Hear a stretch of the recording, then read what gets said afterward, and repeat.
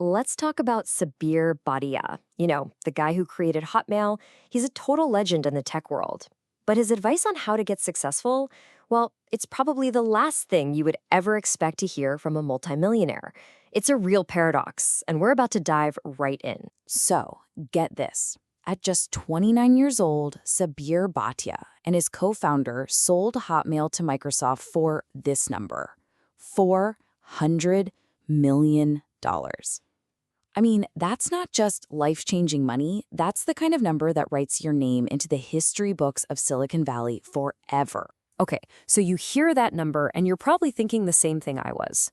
This guy has to have the ultimate playbook for getting rich, right? He's got the secret formula, the map to the treasure that every entrepreneur on the planet is searching for. So, what is it? And here it is, the big twist. When you ask him for that secret playbook, this is what he says. It's a complete 180-degree contradiction. Bhatia claims that his success, and the success of so many others like him, comes from a place that has absolutely nothing to do with chasing money. This brings us to the absolute core of his argument. You see, Bhatia basically splits the entire business world into two different mindsets. You've got the creator and you've got the trader. And in his eyes, only one of these paths leads to real game-changing innovation. So here's how he breaks it down. On one side, you have what he calls the creator mindset, the Silicon Valley way.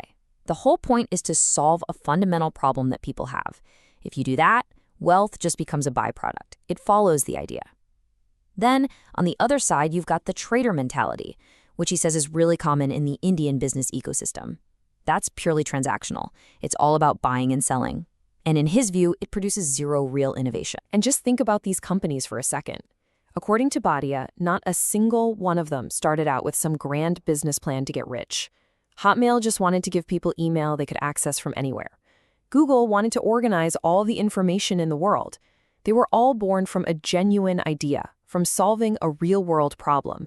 The money? That came way, way later. Okay, so if solving problems is the key, why isn't it happening everywhere? Well, this is where Bhatia gets really sharp. He has some pretty strong critiques of the environment in India, his home country, which he believes actively crushes the very kind of innovation he's talking about. And for Bhatia, this isn't just a theory. This is deeply personal. His company, Jax SMS, was on fire. It was growing even faster than WhatsApp was in its early days, hitting 1.5 million users in just 3 months. And then, bam, India's regulators stepped in, accused them of spamming, and forced them to use a messaging system that was 50 times more expensive. That single move just completely shattered their business model. And the company died. His feeling on this is just crushing. He genuinely believes that because of a rigid, almost fearful interpretation of the rules, India didn't just lose a promising startup. It lost what could have become a global giant, a company potentially worth hundreds of billions of dollars. The Jax SMS story is really just a symptom of a much larger problem he sees. It all starts, he says, with an education system that rewards you for copying, not for original thought. Then it's reinforced by regulations that are used like tools of intimidation. And holding it all together is this cultural fear of failure. And sadly, a tendency to pull people down who are actually trying to do something new and different. So this isn't just a commentary on business culture. For Bhatia, this whole mindset problem connects to something way deeper, something much more fundamental, the actual pursuit of happiness. And he puts it so simply. Happiness, he says, is just a state of mind. It is completely, totally separate from your bank balance. He argues that this huge misconception that wealth equals happiness is actually one of the main reasons so many people are miserable. He sees two very different paths you can take in life. Chasing wealth, that's about constantly comparing yourself to your neighbor, living under constant stress, and, more often than not, letting your health just fall apart. But chasing happiness, that's about living in the moment. It's about getting to an internal state of mind where you feel free from limitations, not because you have endless cash, but because money just doesn't have a grip on you. And he drives this point home with a really stark reality check. He points to all these incredibly wealthy people who literally work themselves into an early grave, and he asks this simple, powerful question. Seriously, what's the point of making $5 billion if you die at 60? For him, it's a no-brainer. Health is the real wealth. So, what's the way forward?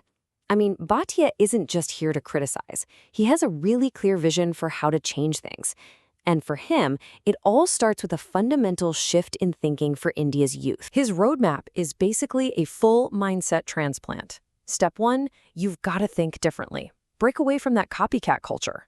Step 2, you have to lose the fear. Be okay with failing. Be okay with saying, you know what, I don't know, but I'm willing to learn. Step 3, with that new freedom, you can focus on solving real problems, not just on making a quick buck. And finally, step 4, be positive. Because as he says, great ideas only come from a happy, healthy mind. And this is why this matters so, so much to him. He looks at India and he sees this place with just unimaginable potential, but it's being held back by its mindset.